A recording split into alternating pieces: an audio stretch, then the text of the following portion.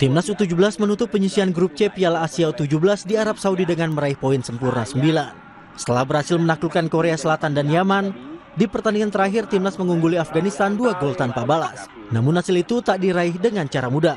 Anak-anak asuh Nova Arianto baru bisa mencetak gol ke gawang Afghanistan pada menit-menit akhir babak injury time. 2 gol kemenangan itu dicetak Fadli Alberto dan Zahabi Goli. Kemenangan atas Afghanistan membuat Indonesia kokoh di puncak klasemen.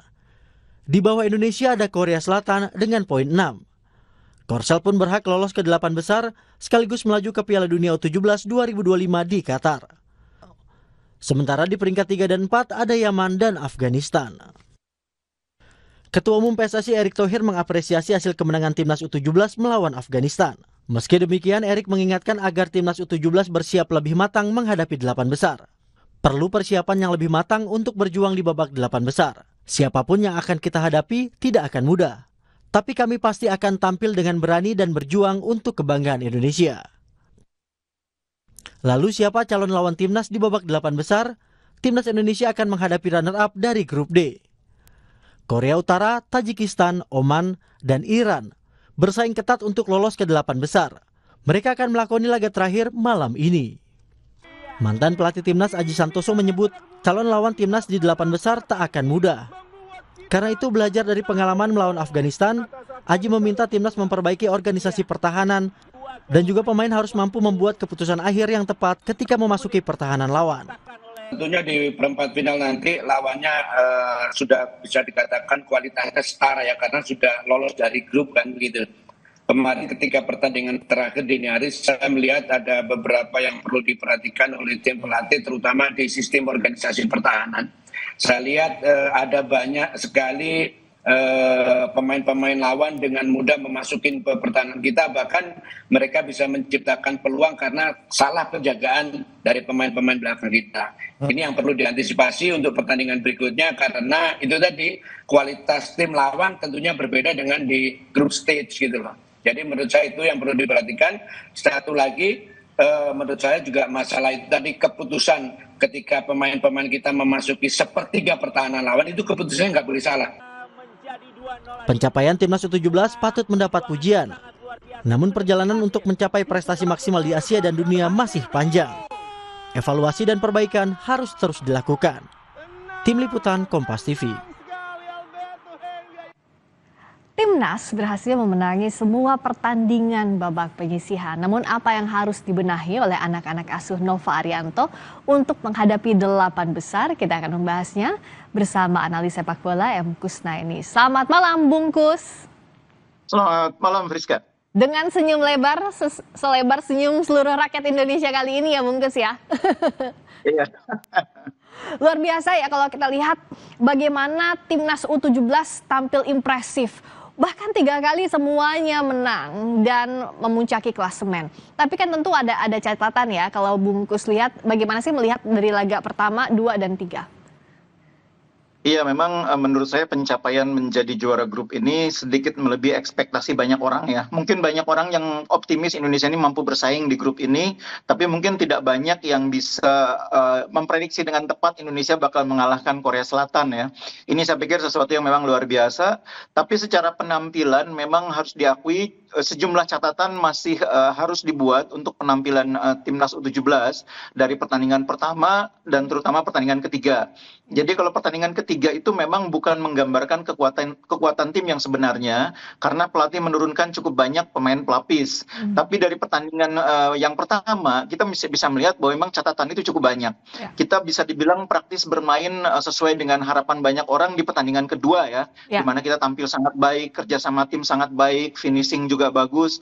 Tapi di pertandingan pertama kita bisa melihat bahwa tim ini ketika menghadapi lawan yang kuat dalam possession, tim ini kesulitan juga sebetulnya keluar untuk keluar dari tekanan dan kemudian berhasil menciptakan ancaman ke pertahanan lawan tuh agak sulit gitu ya. Ya. Nah di pertandingan perempat final nanti lawan-lawan kita levelnya setara dengan Korea Selatan. Karena itu Coach Nova tentunya harus bisa mengevaluasi penampilan waktu lawan Korea Selatan dan kemudian menemukan cara untuk bisa lebih baik di pertandingan perempat final nanti. Jadi ukurannya itu menurut saya itu pertandingan waktu lawan Korea Selatan, bukan pertandingan yang terakhir ya. Pertandingan terakhir itu bukan menggambarkan kekuatan kita. Yang pertandingan pertama karena negara-negara lain setara Korea Selatan. Pada saat itu yang diapresiasi kita kan disiplin dalam bertahan, tapi di sisi lain kita tidak banyak mengembangkan permainan. Ini yang jadi catatan berat untuk Coach Nova ya, setidaknya bungkus. Iya. Karena memang di pertandingan nanti itu kan sistem gugur ya, bukan lagi sistem grup. Sehingga sekali main lolos atau tersingkir kan. Beda dengan pertandingan fase grup di mana imbang lawan Korea misalnya gitu ya, masih ada peluang untuk memenangkan 2 pertandingan. Apalagi kemudian ternyata menang, itu membuat confidence pemain meningkat. Tapi di pertandingan fase gugur itu kan semua tim bisa lolos, bisa tersingkir. Apapun yang terjadi di pertandingan itu menentukan hasil akhir mereka, perjalanan mereka sampai sejauh mana. Nah karena itu cara main pendekatannya, game plan-nya akan berbeda. Ini yang saya pikir harus menjadi catatan bagi jajaran pelatih. Game plan menghadapi lawan di perempat final nanti pasti akan berbeda. Karena ini satu pertandingan saja dan hasilnya akan langsung menentukan nasib kita.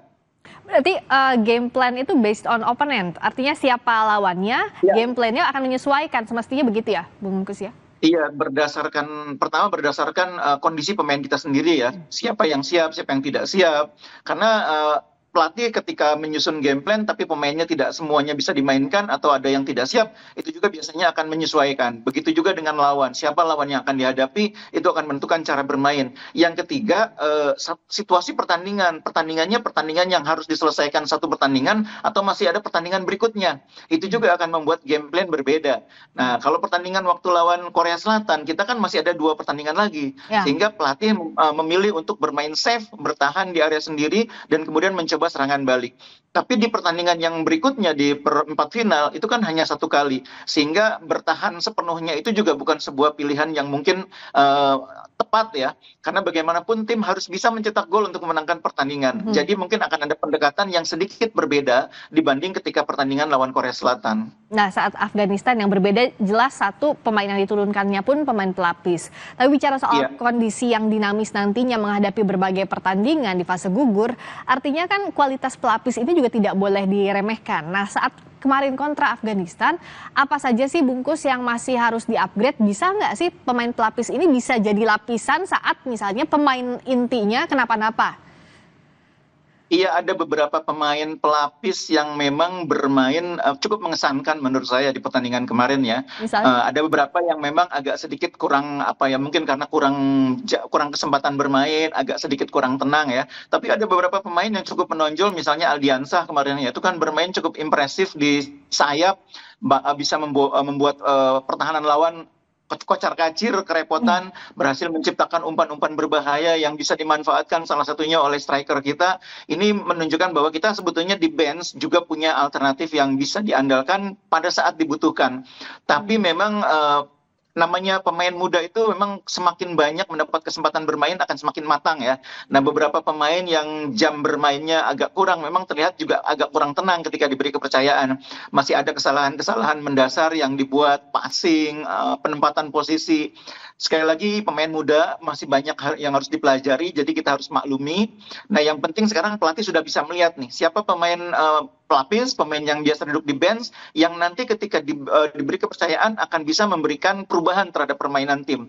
Jadi itu gunanya pertandingan terakhir lawan Afghanistan, membuat pelatih punya gambaran game changer-nya itu siapa nanti yang bisa diturunkan ketika situasi misalnya membutuhkan permainan yang lebih ofensif, misalnya begitu.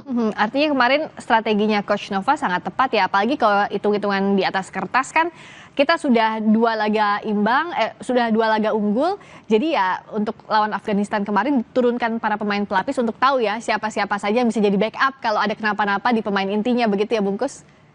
Iya, bahkan kita sudah dipastikan sebetulnya juara grup karena kita menang head to head ya lawan Korea yang sudah Iya. diperkirakan akan ada di posisi kedua.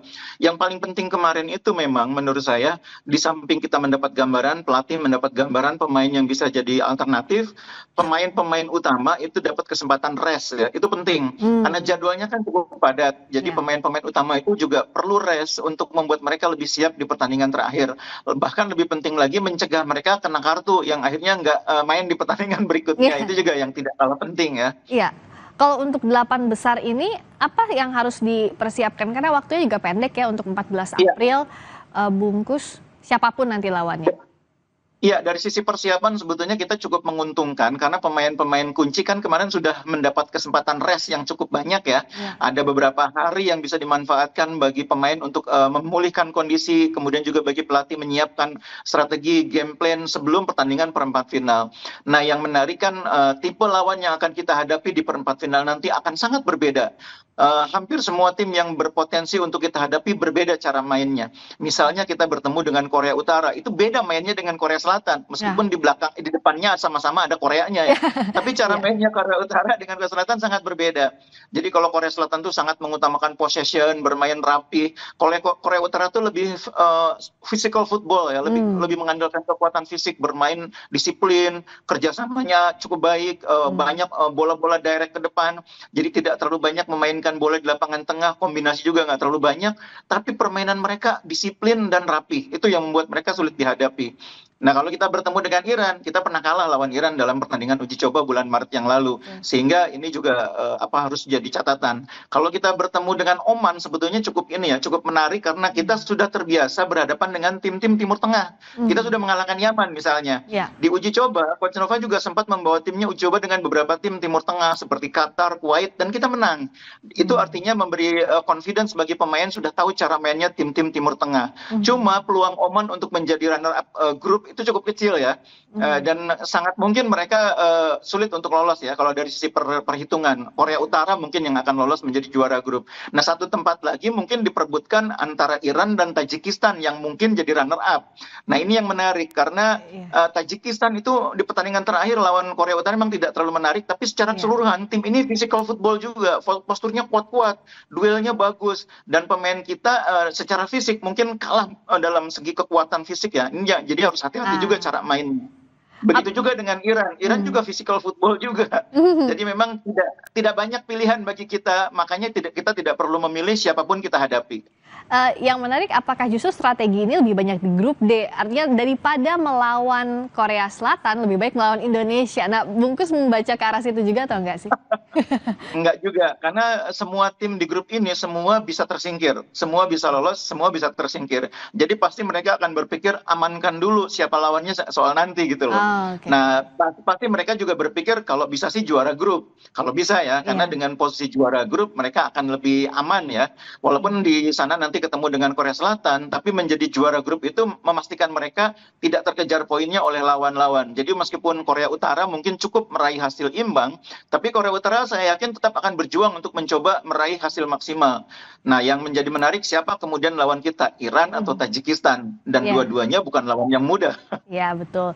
Karena bukan lawan yang mudah, nggak boleh lengah juga. Persiapan Coach Nova dan anak asuhnya harus lebih digas lagi ya. Bungkus, kita harapkan persiapannya bisa lebih matang dengan sisa waktu yang cukup baik yang didapatkan oleh Indonesia. Terima kasih Bungkus atas analisisnya. Terima kasih M. Kusnaini, analis sepak bola. Berikut ya saudara, kami kembali dengan sorotan lainnya. Presiden Prabowo Subianto menyatakan siap membantu warga Gaza yang terluka akibat serangan Israel untuk mendapat pengobatan di Indonesia. Namun, rencana ini mendapatkan pro dan kontra dari sejumlah pihak. Informasinya hadir usai jeda bersama Audrey Chandra di Sapa Indonesia Malam.